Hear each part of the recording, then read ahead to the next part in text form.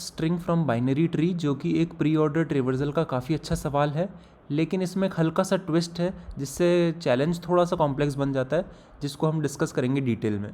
तो सबसे पहले हमें एक इसमें रिक्वायरमेंट्स देख लेते हैं कि हमें रूट दिया है बाइनरी ट्री का और हमें स्ट्रिंग कंस्ट्रक्ट करनी है जिससे पेरेंथेसिस हो जिसमें, और बाइनरी ट्री के इंटीजर्स को हमें प्री ऑर्डर ट्रिवर्सल करके उसको रिटर्न करना है।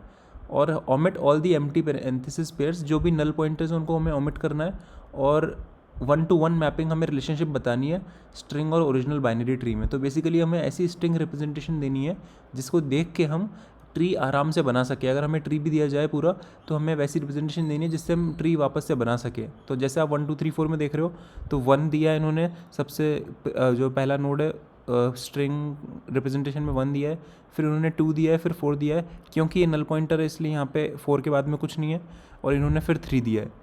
अब इम्पॉर्टेंट बात ये है कि अगर ये 4 यहाँ पर होता तो फिर हमें लेफ़्ट हमें कैसे पता चलता। मान लो जैसे ये 2 4 है, अभी हमने ये लेफ़्ट नोड है इसलिए दे दिया। अब यहाँ पर जो सेकंड एग्जांपल है उसमें लेफ़्ट नोड खाली है लेकिन 4 ये है, तो अगर हम यही रिप्रेजेंटेशन दे देंगे तो हमें इसमें इस वाले सब ट्री में और इस वाले सब ट्री में कोई डिफरेंस नहीं बचेगा। तो यही इस चैलेंज का सबसे बड़ा पॉइंट है कि जब आपका लेफ़्ट नोड एग्जिस्ट करता है तब तो आप डायरेक्टली ऐसे रिटर्न कर सकते हो, लेकिन अगर आपका सिर्फ राइट नोड एग्जिस्ट करता है तो आपको एक एम्प्टी पेरेंथेसिस रिटर्न करने पड़ेंगे। तो इस बात का हमें स्पेशल ध्यान रखना है। तो इस चैलेंज को लेके हम स्टार्ट करते हैं सॉल्व करना। सबसे पहले हमने हमारा प्री ऑर्डर ट्रिवर्सल का कोड लिख दिया सिंपल सा, कि अगर रूट है तो अगर रूट नहीं एग्जिस्ट करता तो एम्प्टी स्ट्रिंग रिटर्न कर दो।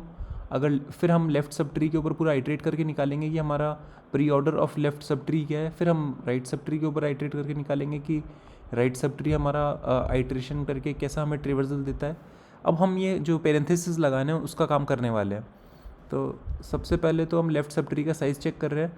अगर वो नॉन ज़ीरो है तो लेफ़्ट सब ट्री के अंदर हमने इस जैसा ये कंडीशन है हमारा कि अगर लेफ़्ट सब ट्री का साइज़ नॉन ज़ीरो है तो हम उसमें पेरेंथेसिस लगा देते हैं आगे और पीछे जो करंट हमें रिप्रेजेंटेशन मिली है उसके। ये हमने कर दिया। अब हम चेक करेंगे कि अगर राइट सब ट्री भी एग्जिस्ट करता है तो राइट सब ट्री के इधर भी आप आगे और पीछे ये पेरेंथेसिस लगा दीजिए। ये हमने लगा दिया।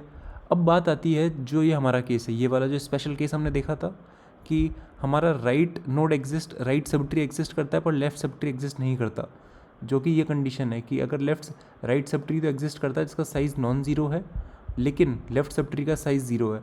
तो इस केस में इन दोनों के डिफरेंसेस, जो ये वाला केस है ये वाला, और जो ये वाला केस है 2 और 4 वाला, इन दोनों में डिफरेंस बनाने के लिए हम ये कंडीशन लिखेंगे कि अगर लेफ़्ट सब ट्री का साइज़ ज़ीरो है जब राइट सब ट्री का साइज़ नॉन ज़ीरो है, उस केस में लेफ़्ट सब ट्री की भी पेरेंथेसिस लगा दो, ताकि हम ये कंडीशन में फर्क लगा सके कि 2 4 कब है और 2 एम्प्टी पेरेंथेसिस 4 कब है।